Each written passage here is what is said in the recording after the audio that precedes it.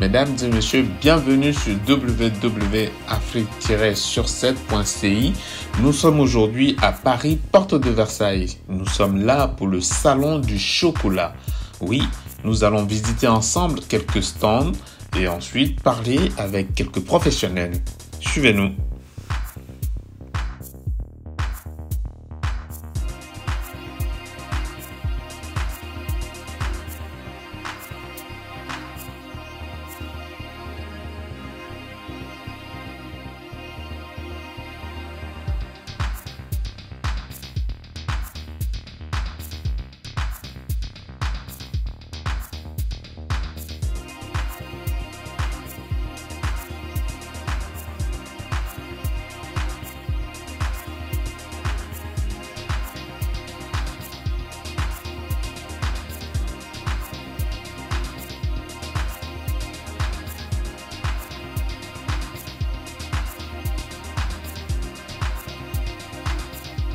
Nous sommes ici sur le stand d'un jeune entrepreneur ivoirien.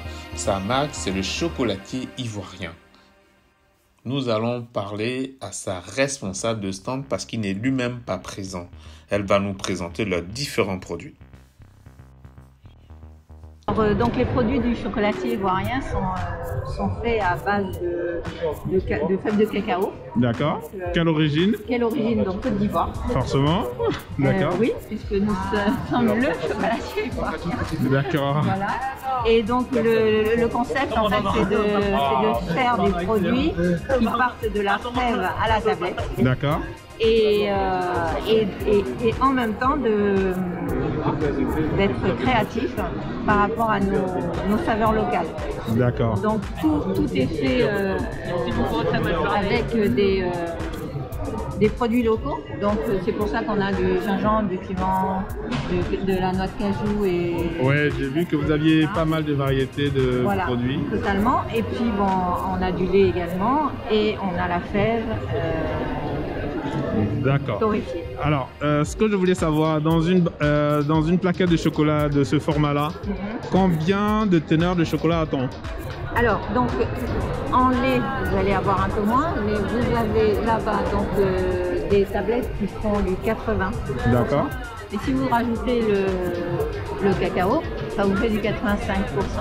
On vend aussi, on est capable de vous proposer aussi du 100%.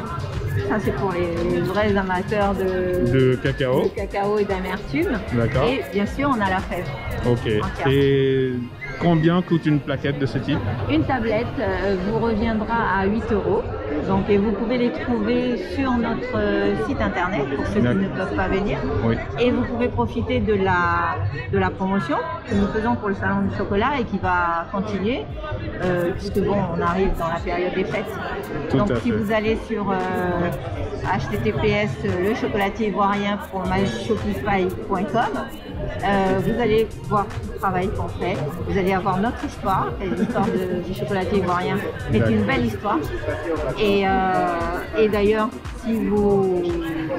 notre slogan, donc la Cocoa Révolution, veut tout dire. Nous ne vendons pas que du chocolat. Donc madame, bonjour. Bonjour. C'est Afrique sur 7 et on veut juste avoir des informations sur vos produits. D'accord. Alors, vous pouvez nous présenter quelques produits s'il vous plaît? Alors nous, on va un petit peu réinventer la tablette de chocolat sous différents parfums. D'accord. Qu'on ne va pas forcément retrouver dans le quotidien. Donc on va avoir par exemple le chocolat rubis, qui est un chocolat un petit peu atypique puisqu'il a une couleur rose naturellement avec un petit goût de baie fruitée. On va le montrer. Voilà. D'accord. Et là, c'est la marque Pichon. Exactement. Ok. Alors, ce que je veux savoir, c'est quelle est l'origine du produit qui compose le chocolat? Alors, le chocolat rubis, donc ça va être donc, différents éléments. On va avoir donc, de la pâte de cacao. En fait, contrairement au chocolat blanc, au revoir. Contrairement au chocolat blanc, on va avoir vraiment une pâte de cacao. Il va y avoir un petit peu d'antioxydants qui est présent aussi dans le chocolat noir, alors que dans le chocolat blanc, on va vraiment ne pas avoir de pâte de cacao du tout. Au niveau de sa composition, on va être à une hauteur de 47% de cacao. D'accord. Et donc on va retrouver des fèves de cacao rubis dans différentes parties du monde, comme en Côte d'Ivoire, comme au Brésil, etc. D'accord. Voilà. Ok. Et donc l'origine du cacao, c'est Brésil, Côte d'Ivoire, voilà, un peu partout. Voilà, exactement. Il peut y avoir différentes fèves. Ouais. Ok. Et combien peut coûter une plaquette de chocolat? C'est-à-dire le prix? Oui, le prix. Le prix. Alors les premiers tarifs, on va être sur 7,90 €. La plaquette? La plaquette. Qui pèse combien de grammes à peu près? Qui pèse 80 grammes. D'accord. Et celle-ci, sous format tablette, donc avec un emballage beaucoup plus qualitatif, on va être sur 8,90 €. Ok. Bon, en tout cas, merci beaucoup. Et ben merci à vous. Et puis, bonne continuation. Merci. Au revoir. Vous également. Merci. Le meilleur pour la fin, comme on le dit souvent, et cette fois-ci, c'est vraiment le meilleur. Nous sommes là en face de Monsieur Pierre Mirgalet. Il est le président de la Confédération nationale des artisans pâtissiers, chocolatiers, confiseurs, glaciers et traiteurs de France. C'est un grand monsieur et il a un avis propre à lui sur la situation des planteurs africains. Nous allons essayer de balayer un peu l'actualité du cacao avec ce grand monsieur. Sur le stand de la Confédération des artisans pâtissiers chocolatiers glaciers de France, dont je suis le président et aussi directeur de publication du journal Les Pâtissiers, mais je suis avant tout artisan pâtissier chocolatier glacier et je suis meilleur roué de France chocolatier. Le chocolat il est fait à base de fèves de cacao d'Amérique du Sud, ça peut venir d'Afrique, donc Amérique du Sud, Venezuela, Brésil, Afrique de Tanzanie, Côte d'Ivoire, Ghana, Sao Tomé. Alors nous on a beaucoup de spécialités. Moi dans mon entreprise à Arcachon, on a beaucoup de spécialités. On utilise différents types de chocolat. Après la teneur en chocolat, pour moi le meilleur compromis c'est 70% de cacao. Et suivant les origines, on va être un petit peu plus ou un petit peu moins. On prend la typicité d'origine. Nous on achète le chocolat déjà tout fait, réalisé, prêt à fondre. Et on achète aussi les fèves de cacao, puisqu'on transforme nous-mêmes nos fèves de cacao en pâte de cacao d'abord, en liqueur, et ensuite on réalise notre propre chocolat. Depuis quelques temps on entend qu'il n'y aura pas assez de cacao pour tout le monde. Moi je pense tout à fait le contraire. Je pense au contraire que le cacao a un grand avenir. Le chocolat, ça rend les gens heureux. Et donc tout le monde sur la planète aspire à manger du chocolat parce qu'il y a beaucoup de personnes qui malheureusement ne peuvent pas manger ce produit fabuleux qu'est le chocolat. Donc moi j'ai aucune inquiétude sur l'avenir du cacao et des planteurs. Et surtout, il faut aider les planteurs. Oui, pour avoir visité plusieurs plantations sur différents continents et dans le monde entier, oui, je connais, je cerne leurs problèmes. Maintenant, moi, je suis européen, donc je les cerne, je comprends. Ce que j'essaye de faire, moi, c'est d'acheter des fèves de meilleur prix pour que chacun puisse remplir décemment. Non, ça absolument pas. C'est pour ça que on est en train de participer aux chocolatiers engagés et que l'on veut justement supprimer ces intermédiaires. Donc on est quelques-uns à opérer pour l'instant et à voyager, à rencontrer justement les planteurs et pour supprimer les intermédiaires et que de faire un compromis entre moi, je suis chocolatier, je vais vendre mon chocolat et toi tu es producteur de fèves, eh bien tu me proposes combien à ton prix, moi je te propose combien à l'achat. Aujourd'hui on n'est pas là, aujourd'hui on n'en est pas là parce que pour la plupart on a dans une grosse industrie voilà, les gens qui achètent du chocolat pour faire des yaourts au chocolat et peu importe, même c'est méprisant, peu importe le prix qu'ils achètent le cacao, eux ils font yaourt au chocolat et ils ne s'intéressent pas du tout aux planteurs, à tout le travail qu'il y a derrière et tout ça. Pour eux que ça ait goût de chocolat.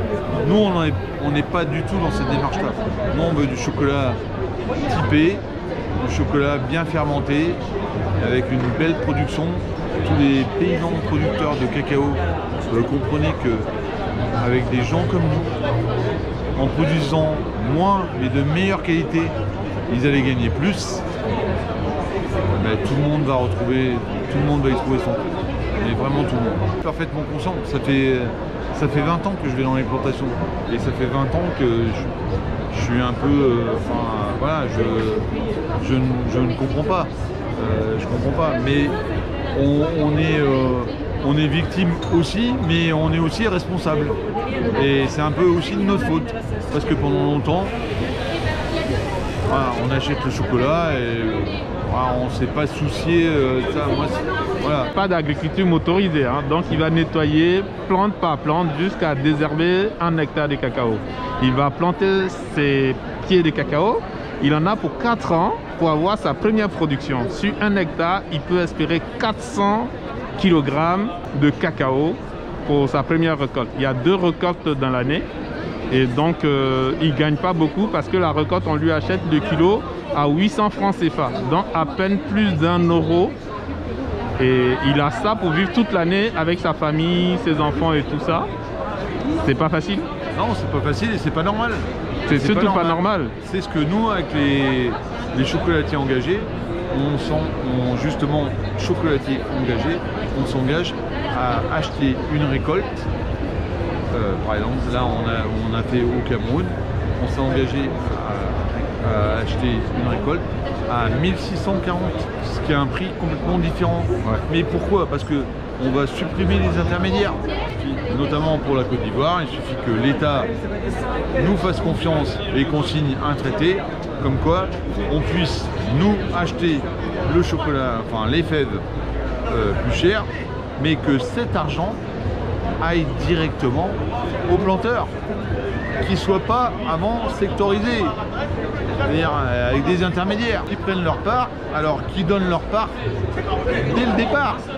Sur 1640, on va dire ils prennent 200, pas de problème, et on sait qu'il en reste 1400 pour le planteur, pas à la fin. Chacun prend sa part et à la fin, au paysan, il reste quoi? C'est ça, c'est lui qui fait tout le travail. Tout à fait, il fait tout le travail pendant des années. Et le gros problème, c'est que parfois le paysan se dit qu'en multipliant sa récolte, il gagnera plus. Très souvent, dès qu'il a une récolte qui est abondante et que le marché international sait que le cacao sera en abondance, on sort des histoires d'enfants dans les plantations. Ça fait plonger les coûts et le paysan est obligé parfois à vendre la quantité qu'il a produite en double au prix de la selle. Ouais, et ça. Tout ça, c'est des anomalies qui entourent votre secteur. Ici, de France, quand on voit votre produit, votre marque, il y a du respect parce qu'on voit toute l'attention que vous mettez autour du produit. Mais le paysan, malheureusement, là-bas, ne le ressent pas. Est-ce que vous envisagez directement, à un moment donné, de vous adresser aux États? On le fait dans certains États qui veulent bien nous recevoir. Tous ne veulent pas forcément vous recevoir. Tous ne Pourquoi, à votre avis? Le lobby du cacao? Parce qu'il y a une manne, voilà, si on prend la Côte d'Ivoire, on va pas se voiler la face, c'est ça qui vous intéresse. La Côte d'Ivoire, c'est le premier producteur au monde de cacao. 40% de la production mondiale. Bien que ça descend d'année en année, voilà, c'est une manne extraordinaire pour l'État. À un moment donné, il va bien falloir qu'ils nous rencontrent. Parce que nous, par exemple, si on dit rien que les chocolatiers français, on dit stop, on arrête d'acheter du chocolat de la Côte d'Ivoire.